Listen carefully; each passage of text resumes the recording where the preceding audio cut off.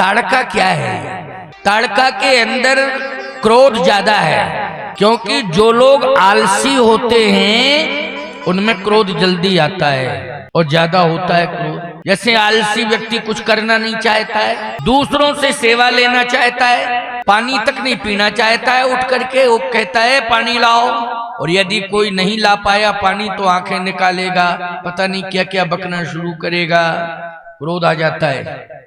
इसका मतलब यह है कि आलस एक भयंकर बीमारी है और हमारे जीवन का सबसे बड़ा शत्रु भी है। कौन? आलस। चाहे मातृ संख्या यहाँ अच्छी है, उसमें बेटियां भी बैठी, बहुएं बैठी हैं, माताएं बैठी हैं, लेकिन माताओं बहन बेटियों विचार करना कि आलस्य नहीं रखना है, ये हमारा शत्रु है।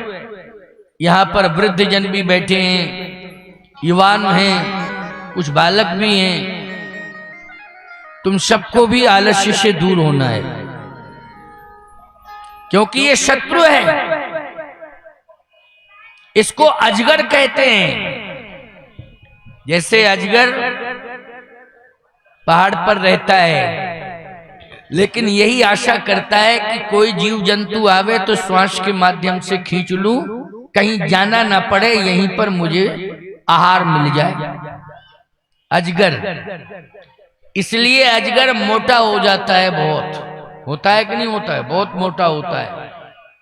याद रखना, यदि वो सड़क के बीच में आ गया तो बहुत मुश्किल है उसका बचना, क्योंकि वो चल ही नहीं पाता है, धीरे धीरे चलता है। क्यों भाई? अजगर मोटा हो जाता है, आलसी शरीर रोगी हो जाता है। लेकिन वो अजगर जब आप जाओगे तब आपको खाएगा, लेकिन आलस्य रूपी अजगर तो हमारे साथ 24 घंटे है। ये हमें धीरे धीरे खा रहा है, धीरे धीरे खा रहा है, यानी नष्ट कर रहा है। ये सबसे बड़ा शत्रु है।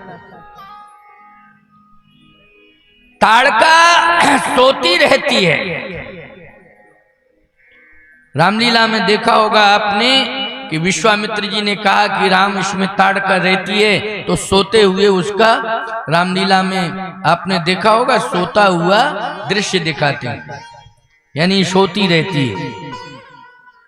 राक्षसियों में ताड़का और राक्षसों में कुंभकर्ण, ये दो बहुत सोने वाले, और दोनों में ताकत है। कुंभकर्ण में भी बहुत ताकत है लेकिन सोता बहुत है, ताड़का में भी बहुत ताकत है लेकिन सोती बहुत है। अच्छा एक बात बताओ, जो ज्यादा क्रोध करे और ज्यादा सोवे और ज्यादा खावे, कुछ भी नाम वो है ताड़के। जो ज्यादा सोवे ज्यादा खावे और जागे तो क्रोध करे, वो कुंभकर्ण है। क्यों भाई? कुंभकर्ण है। क्या नाम से क्या होता है कि किसी आधार कार्ड में ताड़का नाम नहीं है, कहीं कुंभकर्ण नाम नहीं है, नाम से क्या होता है?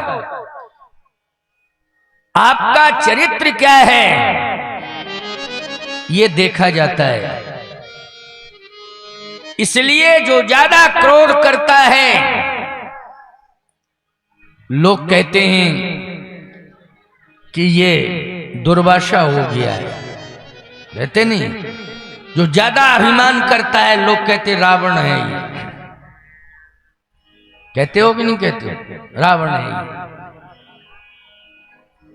इसलिए ना हमें राक्षस बनना है ना राक्षसी बनना है, हमको इंसान बनना है और ऐसा काम करना है कि हम इंसान तो हैं लेकिन अपने कर्तृत्व और व्यक्तित्व से सारी दुनिया में लोग एक ही स्वर में कहें कि हमने भगवान को नहीं देखा, लेकिन धरती पर ये इंसान हमें भगवान के रूप में दिखाई दे रहा है। इसलिए संपूर्ण लोग उसका भगवान समझ करके सम्मान करें। ये हमारा चरित्र होना चाहिए। तो आज ताड़का ने क्रोध इतना किया कि विश्वामित्र जी भयभीत हो गए, बोले आज जैसा क्रोध तो राम हमने देखा ही नहीं, इसमें देखा तो था आज ज्यादा क्रोध है, और आज ज्यादा क्रोध है तो इसका मतलब है हम तीनों में से कोई नहीं बचेंगे, और सबसे पहले मुझे खाएगी। इसलिए खाएगी क्योंकि निश्चर निकर सकल मुनि खाए। महात्माओं में पता नहीं कौन सा टेस्ट मिलता राक्षसों को कि सबसे ज्यादा पसंद करते हैं। बहुत कम साधु बचे जो ज्यादा तपस्वी थे वही बच पाए तप के प्रभाव से, बाकी तो सब चले गए, सब चले गए। तपस्वी बच गए हैं क्योंकि तप के प्रभाव से, लेकिन आज मैं भी नहीं बचूंगा। अभी सबसे पहले आके मुझे खाएगी, फिर तुम दोनों भाई भी नहीं बचोगे। भगवान मुस्कुराने लगे कि बाबा पर असर आ गया, क्योंकि जब अयोध्या गए थे तब कहते थे ये प्रभु है, परमात्मा है। लेकिन जब पिताजी ने कहा कि मोरे प्राणनाथ सुत दोऊ तुम मुनि पिता आन नहीं को, लेकिन मेरे पिताजी ने इन्हें पिता बना दिया, तो अब बाबा जी अब पिता बन गए मेरे, इसलिए पुत्रों के प्रति मोह आ गया, मुझे पुत्र मानने लगे, अपने को पिता मानने लगे। नहीं तो इनको सोचना चाहिए कि सब नष्ट हो जाता है, लेकिन प्रभु की सत्ता कभी नष्ट नहीं होती है। महाप्रलय में भी बटस पत्रस पुटेशयानम बालम मुकुंदम मनसा स्मरामि। महाप्रलय में भी प्रभु की सत्ता कभी नष्ट नहीं होती है। प्रकृति डूब जाती है, पर्वत वृक्ष सब जलमग्न हो जाते हैं, लेकिन परमात्मा तो बट के पत्ते पर बाल रूप में केवल एक महाभाग ऐसे हैं मार्कंडेय ऋषि जो दर्शन करते हैं। क्यों करते हैं कि नहीं? बस बाकी सब जो है जलमग्न, सब जलमग्न।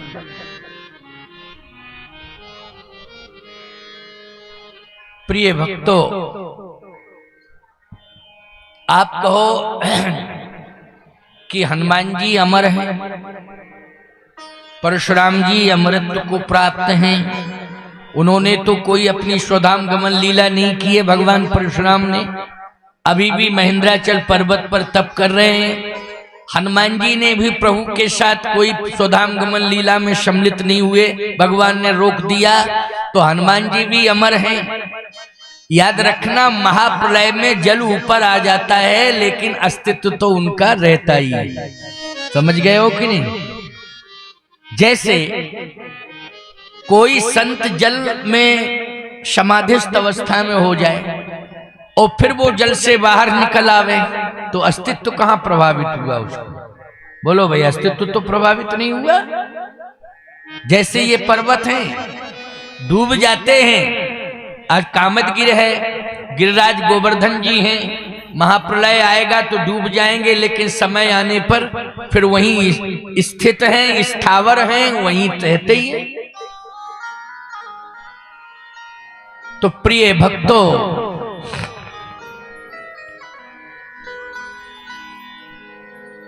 विश्वामित्र जी महाराज आज सोच रहे हैं कि मैं सबसे पहले आज मारा जाऊंगा, क्योंकि मुझे ये खाएगी और राम लक्ष्मण को भी खा जाएगा।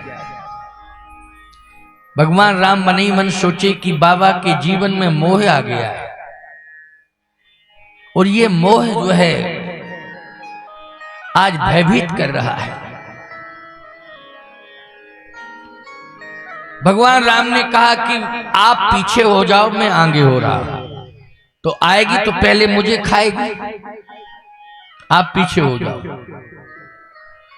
भगवान की यही आदत है, जब संत के ऊपर कोई आक्रमण करता है तो भगवान उसे पीछे कर देते हैं, आगे आ जाते हैं। जैसे तुरंत विभीषण पाछे मिला, पहले आगे था।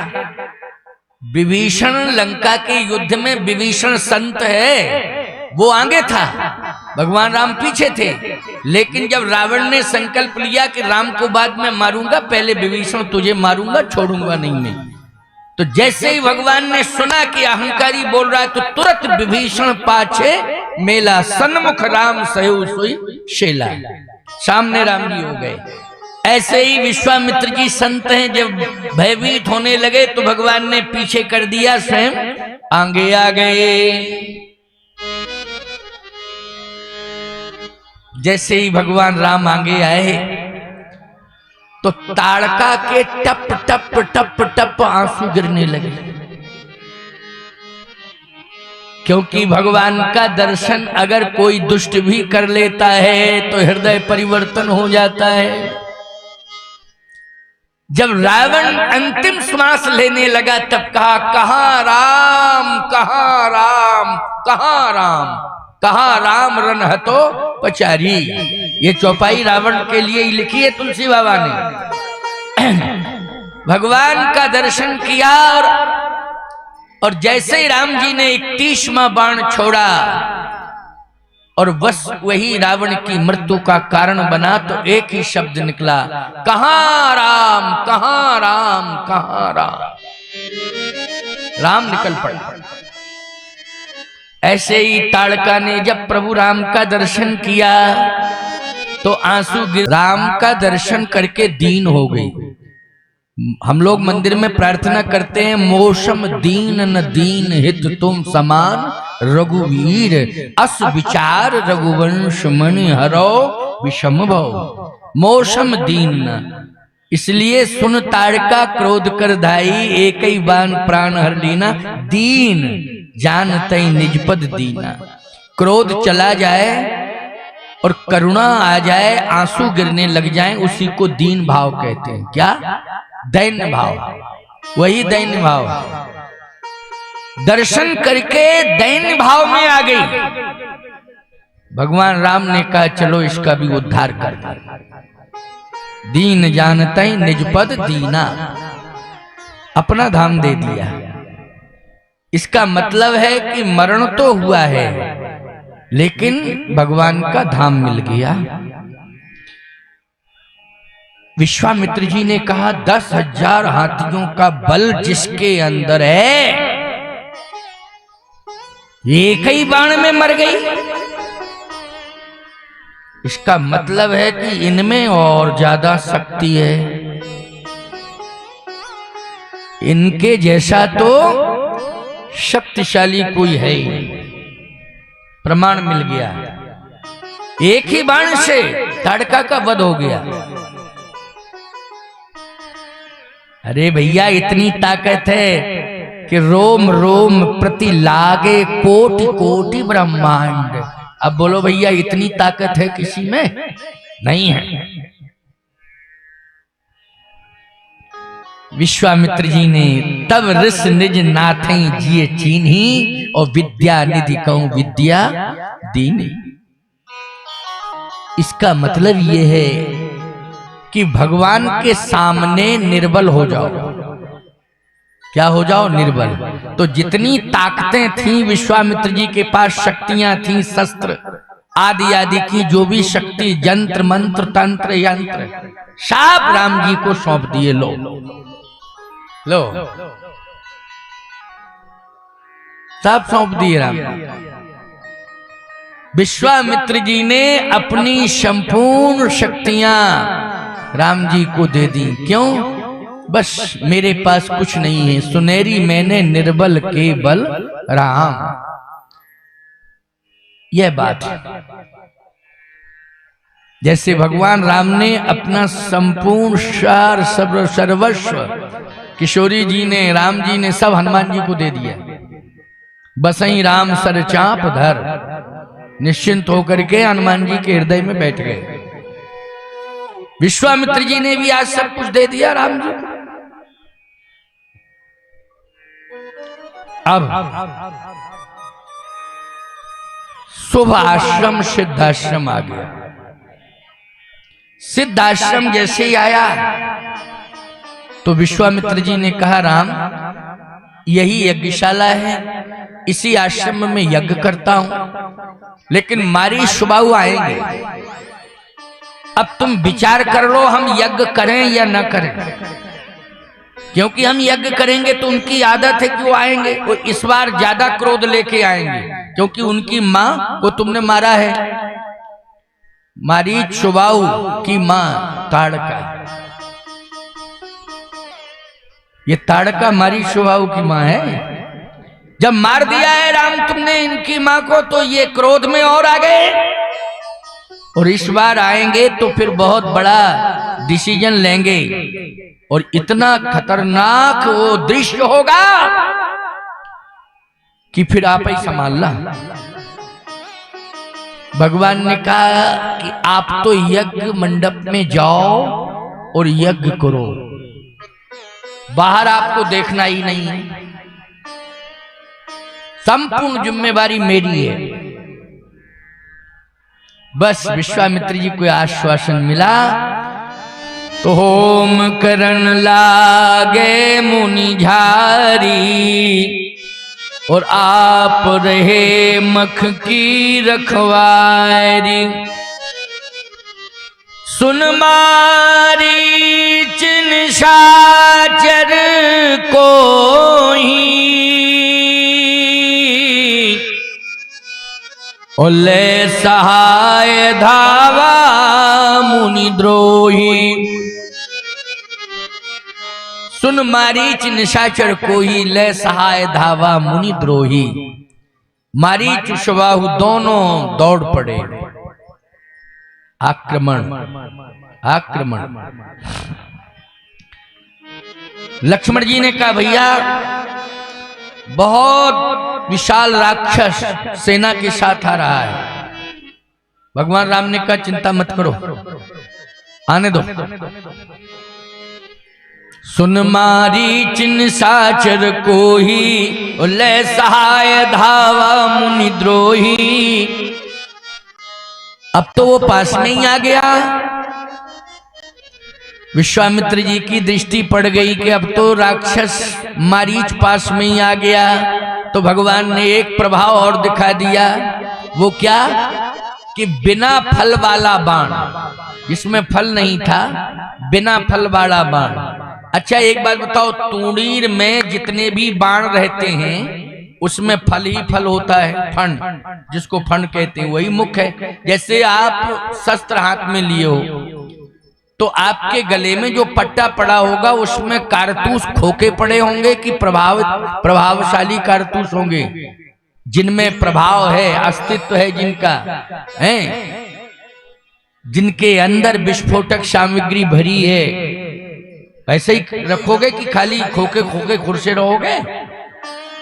नहीं नहीं, जिनमें विस्फोटक सामग्री है वही रखोगे।